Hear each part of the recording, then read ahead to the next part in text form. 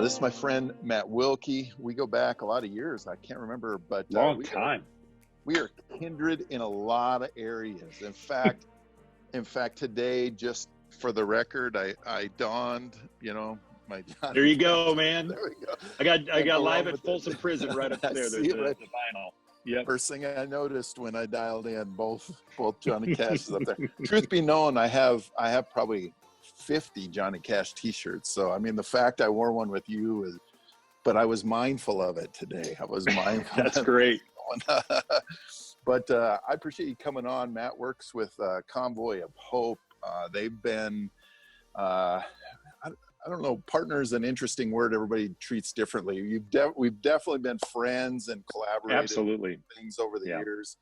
In fact, I'm going to give you a quick story before I get your story on some of my connection with Convoy.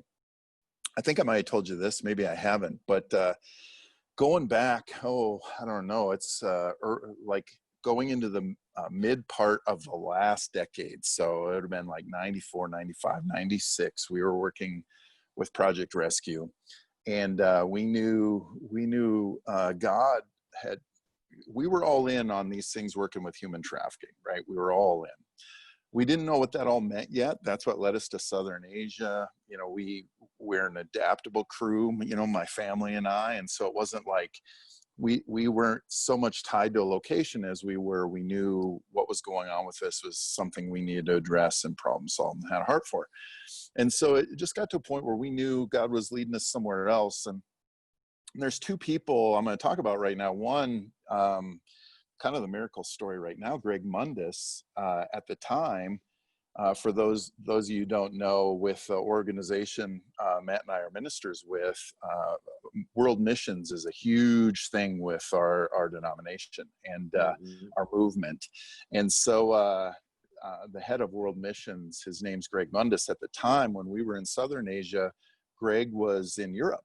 And so we were exploring places to get involved with, what the next steps were, where God was leading us. And Greg was one of the people we were talking to heavily. And he was talking about France and different things. And just through all our prayers, like, well, let's see where God is leading us. And for those of you who are listening to this now, Greg has been fighting for his life for the better part of the month because of the virus we're all dealing with right now. Serious. I mean, touch and go for a month. And yet in the last couple of days, he's come off the ventilator. It looks like all is good. We've been rejoicing in Las Vegas for that. But one of the people I approached, because we really had a heart, even though we loved everything we were doing overseas, we had a heart we'd come back from our work with trafficking into the United States, and everywhere we're going, all the churches we're in and communities are like, that's great what's going on in India, but what are you doing here?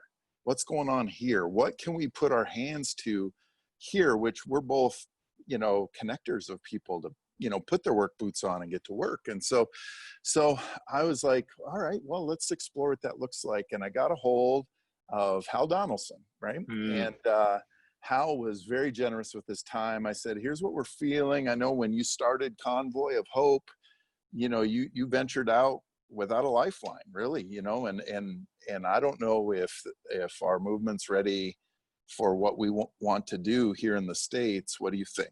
And he ended up talking us into submitting our proposal.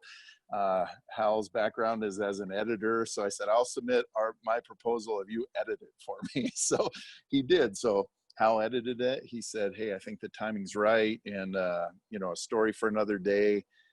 Between you and I, that we got approved, and that process led to Free International starting, and we hit the ground going. So my early vision of Free International was really set while talking to Hal Donaldson, who is a co-founder of Convoy of Hope. And so I have a big heart for Hal, obviously, and what Convoy's doing.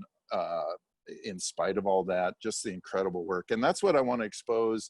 A lot of the people who are part of Team Free, who are who may or may not know what you're doing. Want to expose them to Convoy, what you're doing with Convoy. I want to catch up with you as a, as a friend.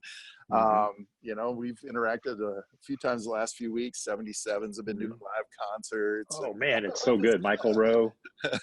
Good stuff out there. But why don't you give me a little bit of your background and how you got connected to Convoy, what you're doing for Convoy? Yeah, I would love to. First of all, you mentioned India. I think back to my story and your story and Hal's story. I think India's had a big impact on all of us. It was back in the day. Hal was doing helping to write a book about Mark and Huldah Buntain, who are just hero missionaries out of Calcutta. And he was spending time with them, and they said, "Hey, we want to introduce you to a friend of ours." And next thing you know, he's sitting at Mother House with Mother Teresa. And she said to him, it's just the two of them and they're chatting. And she asked him, and she wasn't trying to put him on the spot. She wanted to learn from him. And she said, "Well, tell me, young man, what is it you're doing to help the poor?" And Hal looked at his feet, and he thought to himself, "You can't lie to Mother Teresa." and then he looked at her and he said, "I'm not doing anything." And Convoy of Hope is really the answer to that question Mother Teresa asked. It kept haunting him in his mind. He remembered back to his childhood when his father died in a car accident on his way to a church board meeting, and all the people that surrounded him in the midst of his need. And he realized he wasn't doing anything to help others. And out of that, Convoy of Hope was born. You fast forward a few years, I was in Calcutta. I was going to say I don't tell this story very often, but actually it's one of my favorite stories. So I do tell this story, but I was with a group back in 1994. We got to go spend time with Mother Teresa as well. And we got to sit at her feet there at Mother House. And she asked us, she said, "Have you seen the need and the lives of the people around? Have you seen the hurt? Have you seen the despair?" And we could see it. There's so many beautiful things and amazing people in the city of Calcutta. Goodness, we loved our time there. But at the same time, you could see some of those things in ways that you don't see everywhere around the globe. And she said, "Well, first of all," she said, "the answer to them and what they're facing is Jesus. But," she said, "next of all, let me encourage you to go find your Calcutta." And she said, "Calcutta," and she said, "Calcutta is everywhere." And I'm like, Calcutta is everywhere. Oh my God, there's needs all over the globe, and so now you fast forward to today. I work with Convoy of Hope. I've been on staff at Convoy now for over 13 years. September will be 14 years. And I get to be the senior director of field teams, which is, for all intents and purposes, it's Convoy's short-term missions arm. And Convoy of Hope, we work all over the world, and our teams get to engage in the different types of work that Convoy does. It was, we're in our 26th year now, going way back to the beginning. Our field teams are, Hal Donaldson and his brothers, they were helping in communities, just handing out groceries out of the back of a pickup truck, and that was without them knowing it, some of the first community events, if you will. And those community events continue all throughout the United States and even some around the world. We're having to tweak them a little bit here with COVID as we still engage in communities. But shortly after that, we said, "Hey, let's go help with disasters." And we've been helping with disasters ever since. Convoy's helped in over 100 countries, 120 some countries, responding to needs around the world. And the first big international disaster was Hurricane Mitch in El Salvador, and we responded to that. And our staff was there for a couple of years helping, that relief stage where you're getting people the food and the water and just whatever they need immediately to make it to the next day. And then they helped with the rehabilitation stage to help them get back on their feet. And then they stuck around and said, "We feel like the Lord wants us to continue helping and more development." And so out of that was born our ongoing international program. So Convoy of Hope is engaged in 18 countries around the world on an ongoing, everyday basis, helping to feed children. Over 300,000 kids are now part of that daily school feeding program. And so it's just amazing how things have grown, and we've got work happening throughout rural America, work happening in lots of countries throughout Europe beyond just those 18 countries, but where we're helping in marginalized communities. And I get to work with our field teams. and we take That's teams and awesome. we go to places where we have that ongoing work. We've had, it was 7 years ago, our first field team was on the ground. We had a team, Mm. Pastor Walt Hooker in Haiti with his group. They are amazing, out of Oh man. Bellevue Community Church in Bellevue, Nebraska. And they've Mm. come with us many, many years. But that first team, we've now had 399 teams. So we had team 400 scheduled, but COVID said we're going to hold off on 400. But they've served in 17 countries around the world, and we've just gotten to Wow. jump on board with the work Convoy of Hope is doing, helping those ongoing programs, helping rehabilitation efforts and the Bahamas and Puerto Rico specifically, and working here in the United States as well. So it's a lot of fun to be a part of it. And yeah, I've been part of the organization for 13 years and doing these field teams Amazing. now for the last 7. So love it. Man, I couldn't respect an organization more than Convoy, you know, because you guys, and actually your iron sharpens iron in this, right? I've sat in boardrooms with you guys, you know, we've talked through, you know, what these different community outreaches could look like, or how some of the things even we do, you know, with Free International, and even on the missing child side, you know, the events you guys throw. I hesitate to call them events, although they are that. They facilitate a moment in a way that the so what long term can happen, right? Because it's so important. Going back to your quote, that Mother Teresa says, one of my all-time favorite quotes, you know, about finding your own Calcutta. One of my other favorite quotes, favorite quotes is from the opposite of Mother Teresa. You know, it's Mike Tyson, you know, who they were talking to him about this guy's plan to beat him in the fight. And he said, hey, everybody's got a plan until you punch him in the mouth, right? And so that's my other favorite quote. But that's great. But the so what happening, and you know, I see when I say a lot of similarities just philosophically in our organizations, right? Because with Free, we're find, restore, embrace, empower, right? That moment of need, the deepest, darkest time of need, you need to be present in those moments. Convoy's there, but there's also the so what on the backside, right? All right, if we see, when we see a child recovered or a woman recovered or whatever it might be, you know, that's momentary. So now what for the long term? And the fact you guys are not only, you know, invested in filling those immediate needs when something goes down, but you're there to help pick up the pieces and then long term see that community empowered, to me is, yeah, it's mostly unprecedented that I've seen with any organization that's that invested from the moment of tragedy through the, you know, through the restoring of lives. And so, man, you guys are awesome. You and I, you know, we started Free roughly about the same time you jumped on with Convoy. You know, we've been working with trafficking issues since about 2003, right in there. But you know, our paths have crossed over the years. And before you guys started what you're doing now with these field teams going out, which we'll get into again, you ran what was basically an internship program there. Yeah. Tell me a little bit about that, maybe what the future is for that. And, you know, we got a chance to work a couple of our big searches around Super Bowls together, and your teams, they were great. Yeah, we had, for my first 7 years at Convoy, so much fun. We had an intern program, kind of an opportunity for young adults where a missions trip meets the Peace Corps kind of thing. And we would have typically young adults. We had a few that, I don't know, we're outside that category in some ways, although young at heart, but they would come to our home office in Springfield, Missouri. We would have a time of training and just engaging. You know, you want to engage the heart and make sure our hearts are in the right place, but you also want to make sure our minds are engaged as well. And so that the work that we're doing is strategic.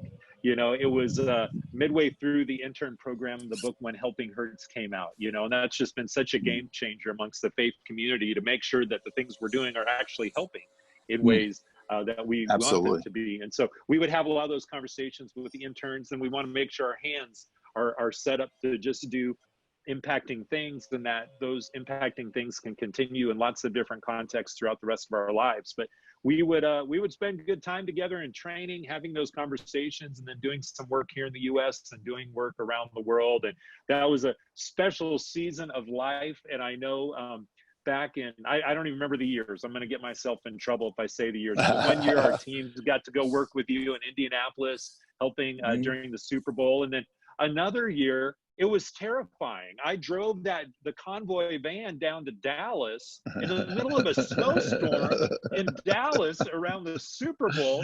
It was, I remember we were in Waxahachie. There was a concert with Big Kettle Drum, and you were there, kettle drum. And it was this big deal. And then, we just had to drive 20, 30 minutes up the road to where we were staying.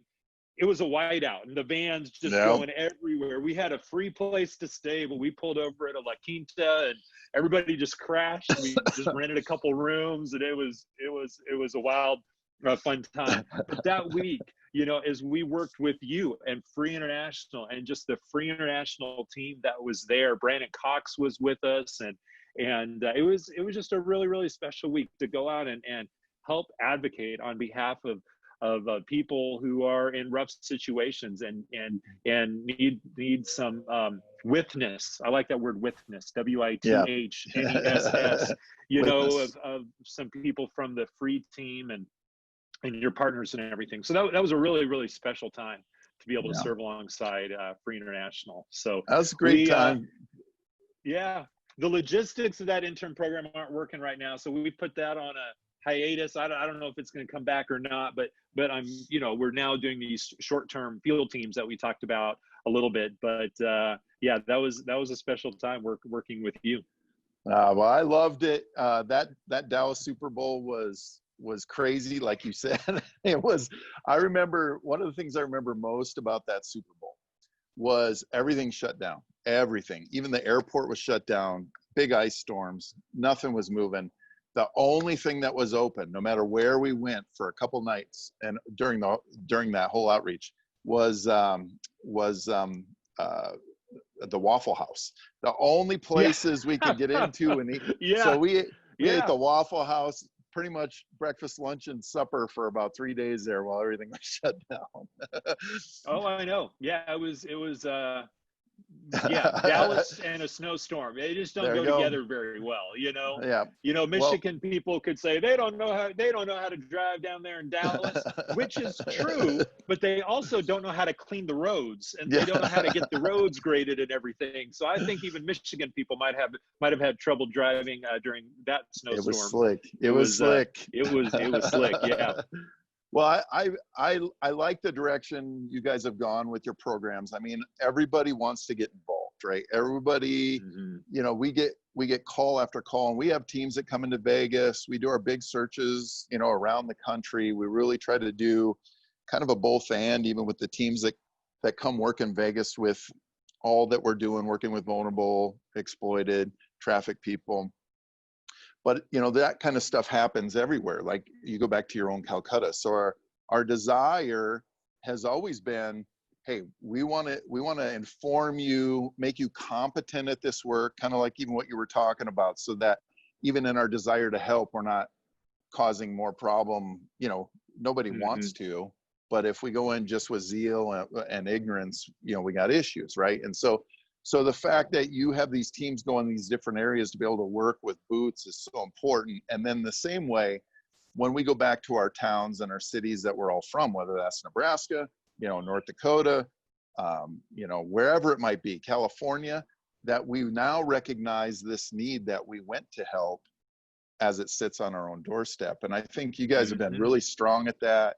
And now that we're in this COVID time, I know you guys are still very active as an organization. I know that to be true. I know this is bad enough that even the Waffle Houses are shut down, which is like, it's like killing a cricket during the Holocaust. You can't do it, but they're not open. But what is Convoy doing right now? And where's your focus? And as you tell churches, how to engage during this time? Yeah, well, when COVID started becoming what it is, and what a surreal, sad, mind-numbing thing that we're experiencing, our leaders, they got in a room and they prayed and they talked and they strategized. And Convoy of Hope, we respond to disasters, whether it's Hurricane Mitch, like I talked about back in 1998, or the Haiti earthquake, or the Japan tsunami, or the Joplin tornadoes. And I could go on and on and on. There's been, I think we've responded in over 100 countries, 120 countries with disasters. So that's a huge part of what we do. But these even overwhelming disasters that I just named, they happen in a time and a place. The earthquake happened in Haiti, and it was horrible. And our people went in and they responded in that time and place. But our leaders got in a room and they realized, you know what, this is happening everywhere. It's happening everywhere around the world right now. The whole world is paying attention to this. And at the same time, we don't know when the time frame's going to end. Someday the historians will be able to say the era of COVID, it started here and it ended there, but we're not anywhere near that end point. And so they said, Lord, what do you want us to do? And out of that came a couple of answers. And I think probably in the future, more remains to be seen. But initially they said, we need to make sure we're doing whatever we can do here in our home country. So there's a 10 million meals campaign where we have trucks driving all over the U.S. getting food to communities that need help and that need food. And again, that's everywhere. And so far, last I checked, there's been about 8.5 million meals that have been able to be distributed throughout the United States. And I believe we'll hit that 10 million mark here pretty quick.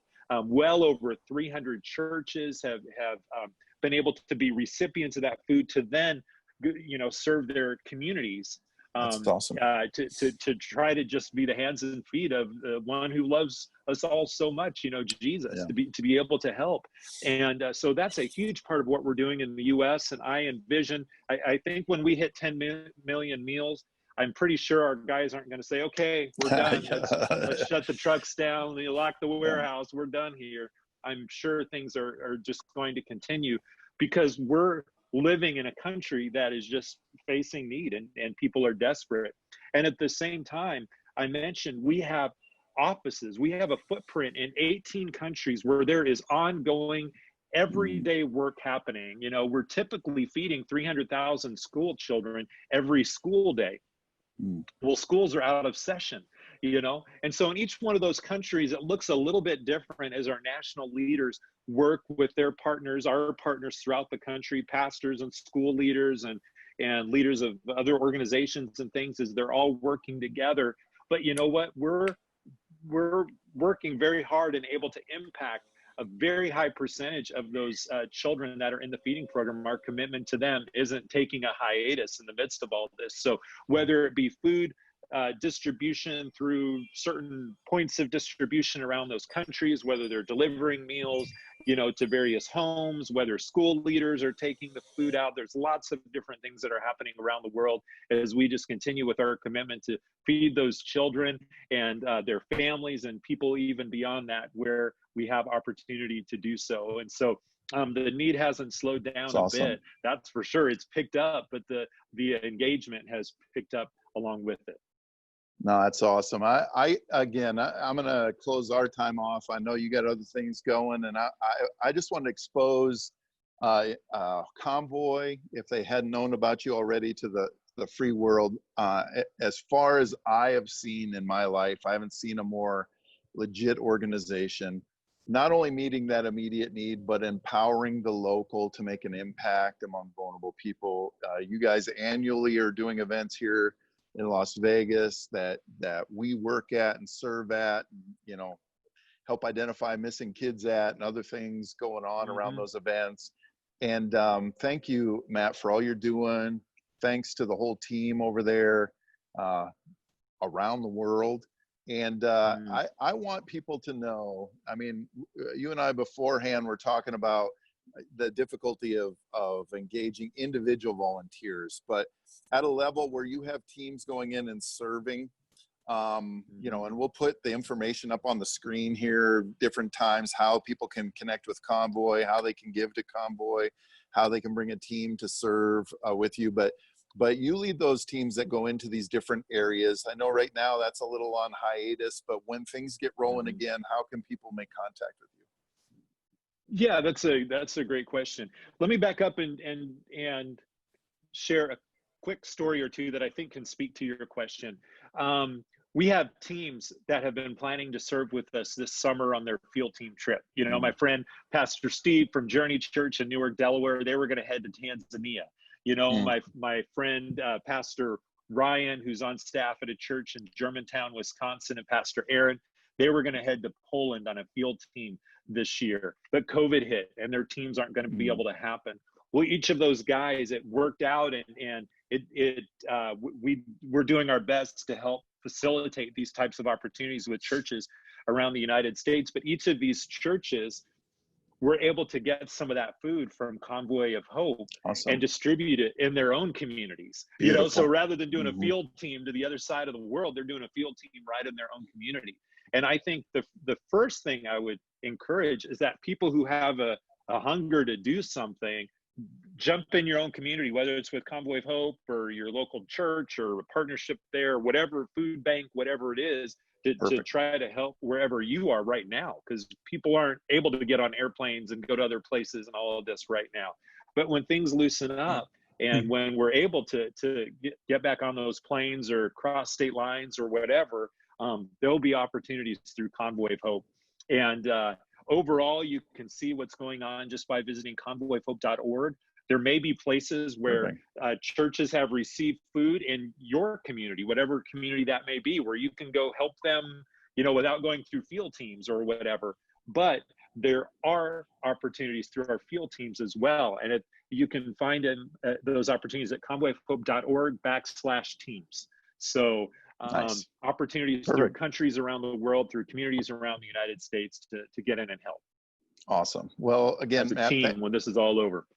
No, that's beautiful. And I'm excited for what you guys are doing. We've been the beneficiary of Convoy providing for some of our strategic local partners here that we've helped with, dropped off whole trailer fulls of, you know, food that we've been able to distribute here in town.